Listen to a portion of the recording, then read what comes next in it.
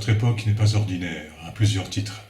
Une bonne partie de l'humanité utilise couramment une technologie de plus en plus pointue. Les progrès dans ce domaine semblent n'avoir aucune limite. Sur le plan familial, l'ancien système avec la femme au foyer et l'homme chef de famille, travaillant à l'extérieur, ce système a disparu. L'érotisme et la violence ont envahi les écrans et les magazines. 800 millions de personnes souffrent encore de la faim. Nous ne semblons pas beaucoup plus évolués moralement que nos ancêtres. Sans spiritualité, nous errons collectivement vers un avenir incertain. Nous sommes juste à l'aube du jour, annoncé par certaines prophéties.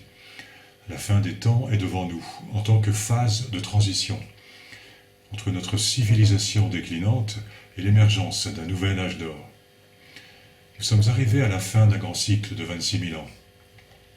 Le mot apocalypse signifie révélation, parce que le plan prévu est que l'arrivée d'un nouveau monde doit s'accompagner de certains dévoilements révolutionnaires.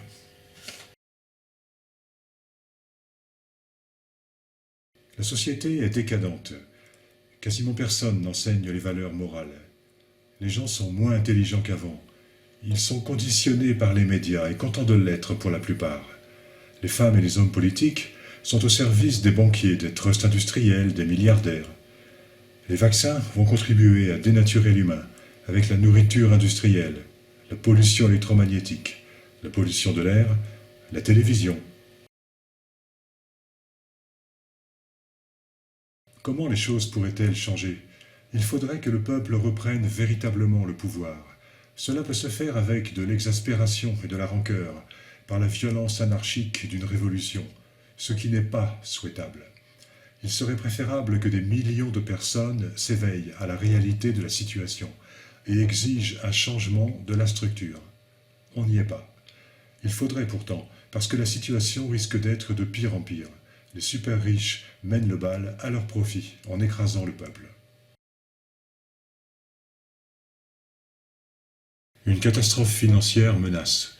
L'impression de billets de banque, pratiquée à outrance, au-delà du raisonnable, n'est pas appuyée sur de l'or physique et bien tangible. À partir de là, le système est malsain et les personnes averties attendent un grand krach boursier. On sait qu'un effondrement est inévitable, même si on n'en connaît pas la date exacte. On parle de quelques années au maximum. Attention les dégâts. Le règne animal paye le prix fort de l'expansion humaine. En 40 ans, plus de la moitié des vertébrés terrestres ont disparu. L'agriculture, l'exploitation forestière, l'urbanisation, l'extraction minière, la chasse, la pêche, la pollution sont les causes de cette tragédie animale, auxquelles s'ajoute le réchauffement climatique.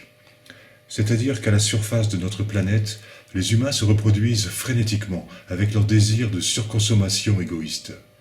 De fait, la 6e extinction de masse a commencé. Elle sévit au niveau animal, mais aussi végétal, partout sur la Terre.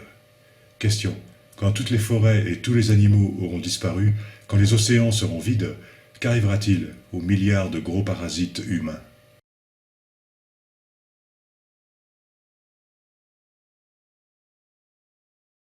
Depuis quelques décennies, la vie de la Terre est perturbée dans ses différents paramètres. Le géomagnétisme a baissé, le volcanisme augmente, le réchauffement sévit, ainsi que diverses anomalies climatiques. Le pôle Nord fond à grande vitesse. Les ésotéristes savent que la Terre vit la fin d'une grande année de 26 000 ans. Il est habituel que cette phase soit ponctuée par des catastrophes. La Terre semble préparer un changement d'axe de rotation. Voir à ce sujet ma vidéo « Le cataclysme en cours ». Je mets le lien dans la présentation de la présente vidéo. Des prophètes ont annoncé ce type d'événement pour notre temps. Le guérisseur Philippe de Lyon prophétisa le renversement des pôles qui amènera le chaud à la place du froid et inversement. Jacob Lorber, le scribe de Dieu, écrivait au XIXe siècle qu'un peu avant l'an 2000, une catastrophe de grande ampleur s'abattrait sur la terre. Déjà la Bible évoquait cet événement. Les écluses d'en haut s'ouvrent et les fondements de la terre sont ébranlés. La terre est déchirée, la terre se brise, la terre chancelle. La terre chancelle comme un homme ivre. Ned Dougherty a fait une NDE, au cours de laquelle il a vu 2 tours qui s'effondraient, 1 an avant le 11 septembre 2001. Il annonce une grande vague de plus de 100 mètres de haut. qui arrivera sur la côte est des États-Unis et détruira toutes les villes côtières. Le voyant, Alois Erlmeyer, annonçait une grande catastrophe, un réchauffement du climat, suivi d'une ère de prospérité. Le prêtre italien Padre Pio portait les stigmates du Christ. Il a dit « Bientôt une terrible catastrophe viendra sur l'ensemble du monde. Comme jamais personne n'en a vu, un terrible châtiment jamais connu. Cette catastrophe viendra comme un éclair de foudre. En un seul instant, la lumière du soleil du matin sera remplacée par les ténèbres. » L'évangile de Matthieu affirme à propos de la fin des temps « La détresse sera si grande qu'il n'y en aura pas eu de pareil depuis le commencement du monde jusqu'à présent, et qu'il n'y en aura jamais plus. » Rappelons que les prophéties de malheur sont en partie écrites pour provoquer une prise de conscience qui permet de dévier le pronostic négatif.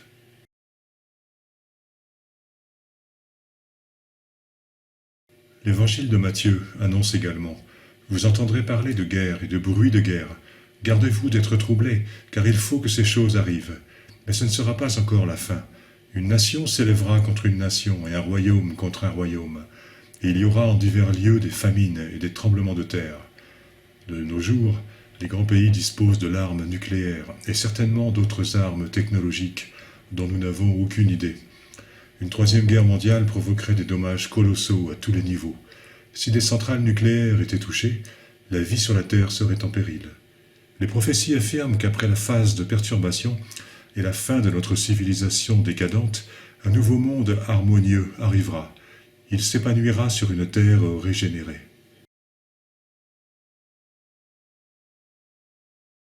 L'Atlantide est une île mythique qui aurait existé dans la préhistoire.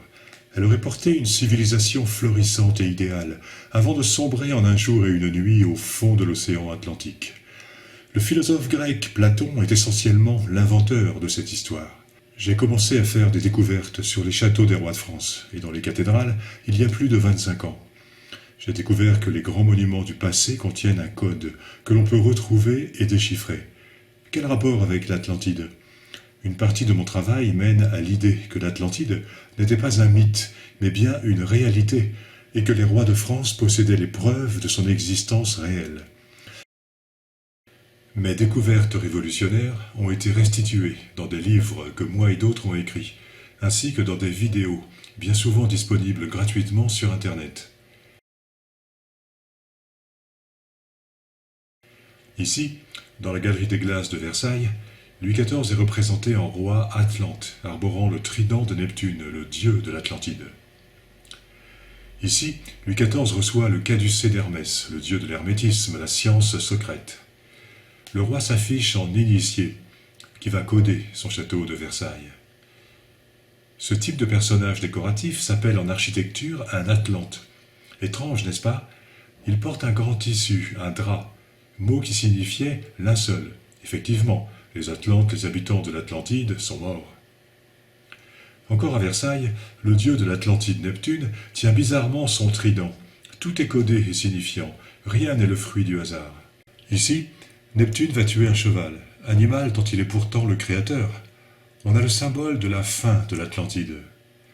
Ce tableau de la Galerie des Glaces peut se comprendre comme une allusion au déluge qui a anéanti les civilisations du cycle précédent. Tandis que des éclairs strient le ciel, un ange de l'Apocalypse souffle dans des trompettes pour annoncer les fléaux qui arrivent, conformément au livre de l'Apocalypse. En dessous, des personnages sont apeurés, dans l'attente de la sanction céleste.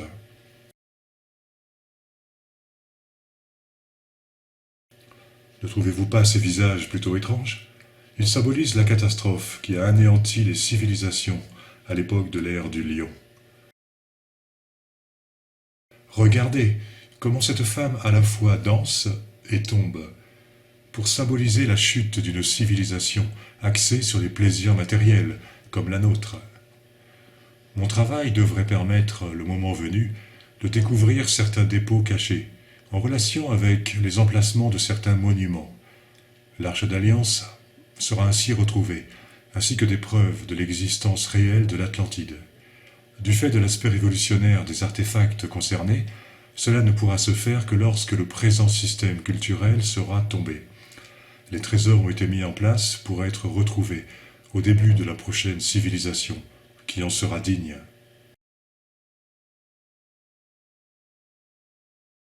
D'après la revue Science et Avenir, il existerait des centaines de milliards de planètes habitables, juste dans notre galaxie. Il devient déraisonnable de croire que les terriens sont seuls dans l'univers. 150 millions d'observations d'OVNI ont été déclarées dans le monde. Ce nombre ne tient pas compte des cas où les témoins ne se sont pas rendus dans un commissariat de police.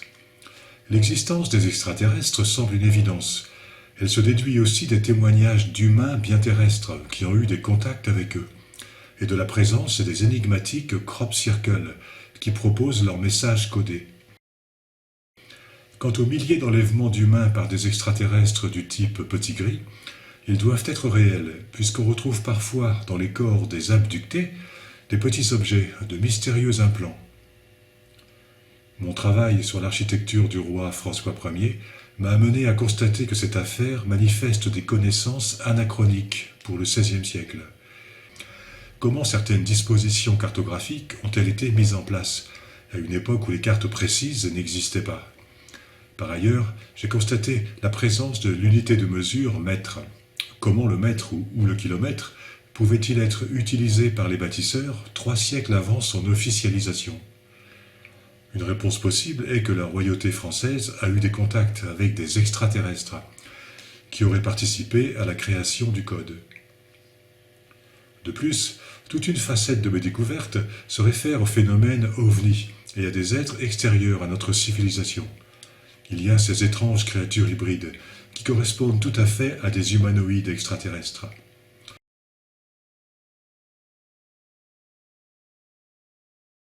Il y a ces hommes-feuilles menant au mot feuillard ou voleur de grand chemin, qui s'interprètent en tant que voleurs dans l'espace. Certains monuments, et non des moindres, cathédrale de Chartres, château de Blois, de Châteaudun, contiennent des ovnis dont les figurations sont soutenues par un codage linguistique.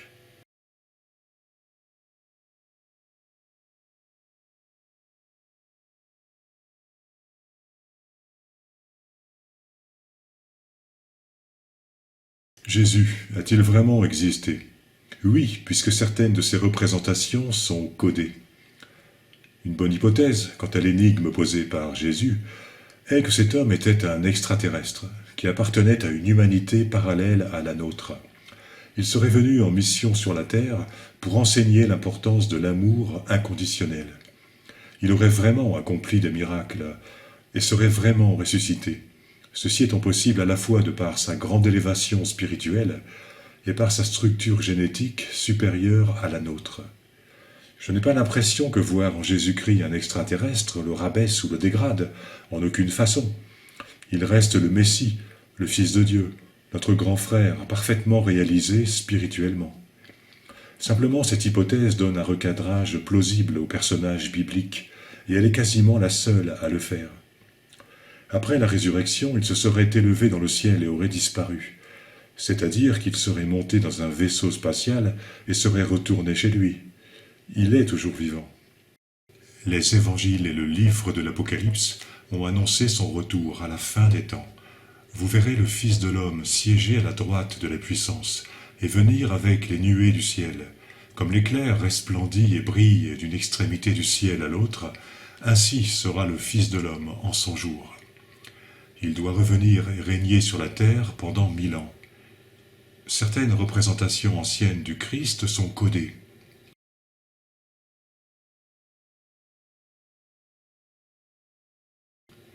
Parfois, c'est l'idée du vaisseau qui est codée.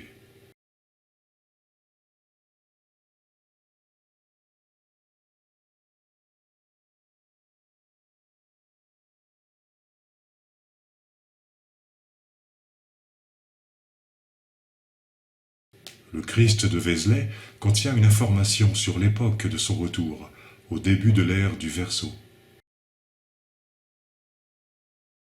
Même si je ne sais pas tout, j'en arrive à établir un déroulé de la période apocalyptique qui est juste devant nous. D'après mes sources, nous sommes au début d'un temps difficile, de plus en plus difficile, d'une durée de 70 ans. Un gros krach boursier semble inévitable. Il faut que le système actuel, réellement dirigé par des banques privées, tombe, pour que les peuples se réapproprient leur destin et qu'une nouvelle civilisation puisse éclore. La nature en révolte devrait contribuer à faire tomber notre civilisation décadente. Dans la transition entre les deux mondes, ou juste après, des découvertes extraordinaires seront faites en divers lieux de la Terre. Des objets ont été cachés depuis la submersion de l'Atlantide. Ils révolutionneront notre conception de la préhistoire et apporteront des preuves que des civilisations avancées ont existé il y a au moins 12 000 ans. Il me semble qu'on retrouvera la haute technologie de l'Atlantide, soigneusement laissée en héritage pour l'humanité du Verseau. Une science qu'on n'a pas encore atteinte en notre début de XXIe siècle. Ce fabuleux legs culturel sera utilisé dans l'édification d'un nouveau monde. Ces trésors n'auraient pas pu être révélés avant, car l'humanité en aurait fait un mauvais usage, destructeur comme d'habitude. Il me semble que ces dépôts sont actuellement, et depuis longtemps, placés sous la surveillance de gardiens extraterrestres. C'est eux qui sont cachés derrière le code architectural des rois. On retrouvera des dépôts en divers points du globe, notamment sur le plateau de Gizeh en Égypte, plus exactement sous le Sphinx et dans la Grande Pyramide, dans la région de Rennes-le-Château aussi. Suite à mes découvertes personnelles, on devrait retrouver l'Arche d'Alliance et d'autres choses issues de l'Atlantide. Mes découvertes à la scène des marches intellectuelles sont actuellement très peu connues, car trop en avance sur leur époque, ce qui n'enlève rien à leur authenticité. Il est possible aussi que les lieux secrètement indiqués par les châteaux des rois François Ier et Louis XIV soient des sortes de bases souterraines aliens, ou des entrées vers un monde souterrain connu sous le nom d'Agartha. À la fin de la période grise ou noire, lorsque notre monde perverti sera tombé, ou se sera transformé, la grande révélation surviendra, celle des extraterrestres, qui se manifesteront à visage découvert sur la Terre. De par des conditions énergétiques différentes, de par une configuration astrologique favorable, l'homme sera meilleur qu'avant et prêt à bâtir une civilisation avec un C majuscule. Il sera digne de rencontrer ses frères des étoiles. Il sortira donc de sa quarantaine. La grande révélation de l'Apocalypse se révélera être celle des créatures extraterrestres, cachées dans la marge de notre histoire depuis des millénaires. Le rendez-vous du début de l'ère du Verseau est attendu depuis la fin de l'Atlantide. Ce sera le début d'une ère de paix et de prospérité authentique. Jésus-Christ reviendra dans un vaisseau spatial qui se posera sur la terre. Il sera le Christ, c'est-à-dire le roi. Et cette fois, son règne sera effectif. Il restera 1000 ans parmi nous, dans un bonheur partagé.